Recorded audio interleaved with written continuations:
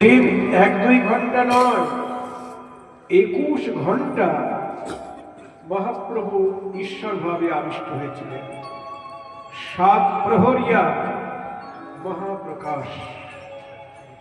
1 প্রহর মানে 3 ঘন্টা, আর 7 প্রহর মানে 21 ঘন্টা ঈশ্বর ভাবে আবিষ্ট।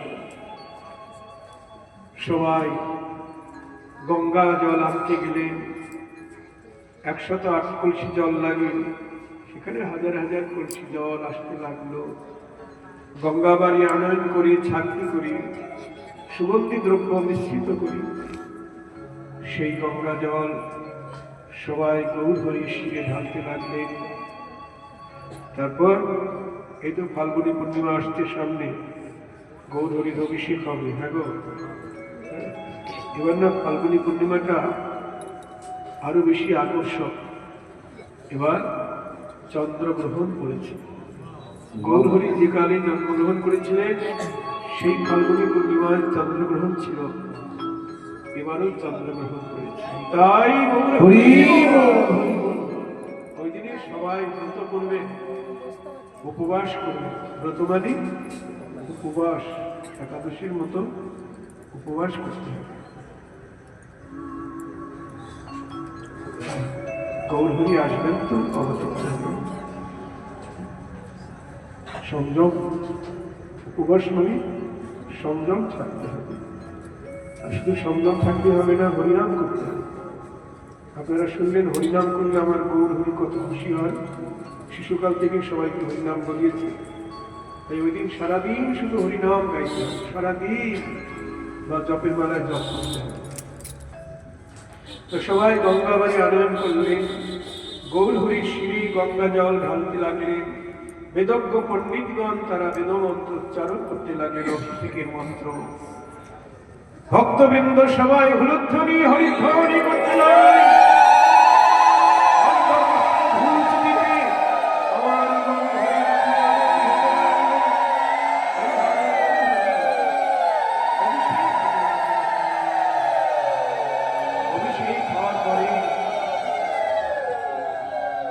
সবাই গৌরের চরণ পূজা করলেন।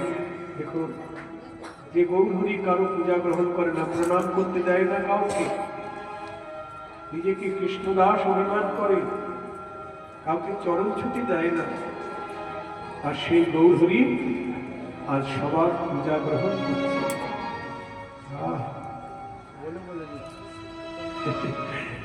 সভাপতিকে পাবো অবশ্যই। শুধু পূজা গ্রহণ করছে না তাই নয়, এবার সবার কাছে হাত পাচ্ছেন। কি গো দাও, হাত পাচ্ছে। সবাই বলছেন গৌর হরি কি দেবো তোমাকে?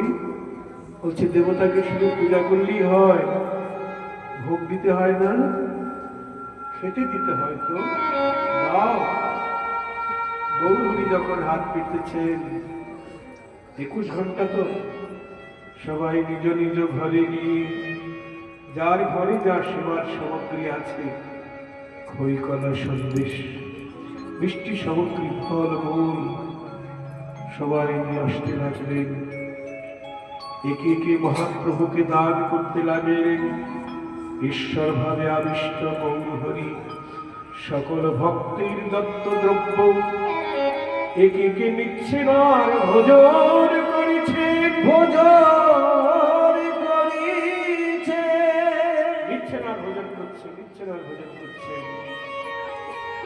কয়েকজন শুধু জলই যোগাচ্ছে, গদাধর তাম্বু যোগাচ্ছে, মানে কাউকে বঞ্চিত করছে না। পুরীধামে একদিন এমন লীলা করেছিলেন, যেমন রাঘবের ঝাড়ি সমর্পণ হয়, সকল ভক্তরা সবাই নিয়ে যায় তো বঙ্গদেশ থেকে, গোবিন্দ দাসের হাতে দেয় মহাপ্রভু শিব। বলছে এটা যেন প্রভু সেবায় লাগে, তুমি গোবিন্দ রাখো। অমুকে দিচ্ছে, অদ্বৈত দিচ্ছে, সেবার দিচ্ছে, রেখে দেয়। প্রভুকে বলছে প্রভু এটা গ্রহণ করো, তোমার ওই ভক্ত দিয়েছে। বলছে রাখো রাখো রাখো। অনেক হয়ে গেছে, সবাই জিজ্ঞেস করছে প্রভুকে দিয়েছো দিয়েছো দিয়েছো? তুমি কবে গ্রহণ করবে সব? একদিন বলছে ঠিক আছে আনো। গোবিন্দ দাস আনছে, একে একে সবার উপভোজন করছে। তার অসাধ্য তো কিছু নাই। নীলাচলে কতবার খায়,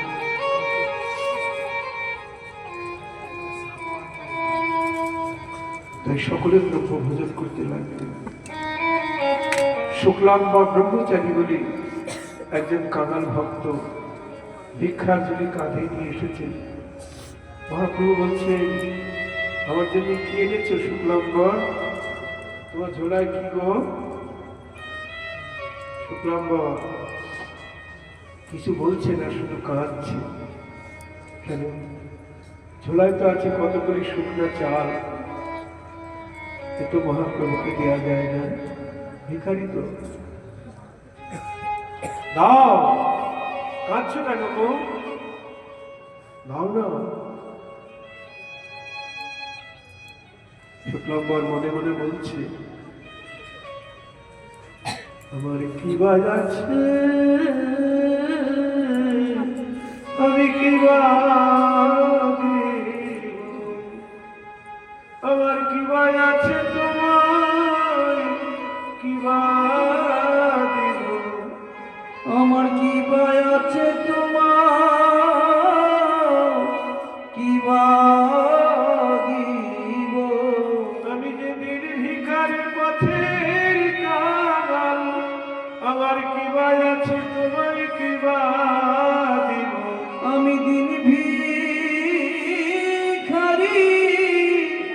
পথের কাঙাল, আমার কি বা আছে তোমার কি বা দিব? মনে মনে বলছি না, কাঁদছে। মহাপ্রভু বলছে, কি হলো, কাঁদছো কেন? কিছু বলছো না, কাঁদছো? দাও। দিকে সংকোচ হচ্ছে। বুঝেছি তোমার এই সংকোচ বুদ্ধিটা গেল না। সেদিনও তুমি এইরূপ ভাবে সংকোচ করেছিলে, মনে আছে?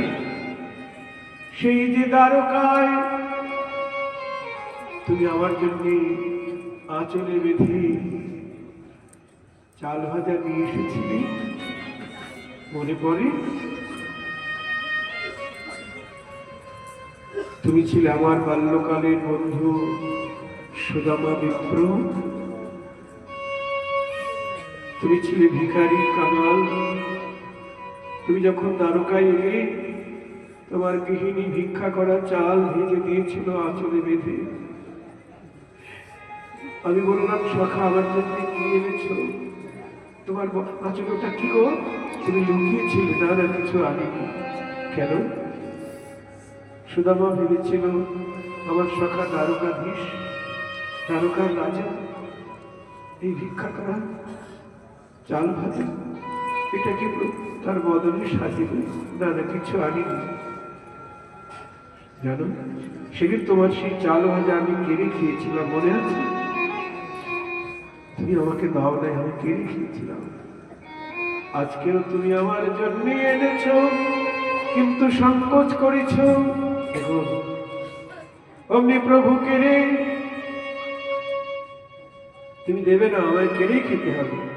অমনি মুঠি মুঠি খেতে লাগলো, অমনি মুঠি মুঠি খেতে বলি শুক্লাম্বরের শুকনা চাউল প্রভু মুঠি মুঠি খেতে লাগলো। অমনি শুক্লাম্বরের শুকনা বলি কাঙালের ঠাকুর গৌর হরি, শুক্লাম্বরের শুকনা প্রভু মুঠি মুঠি খেতে লাগলো।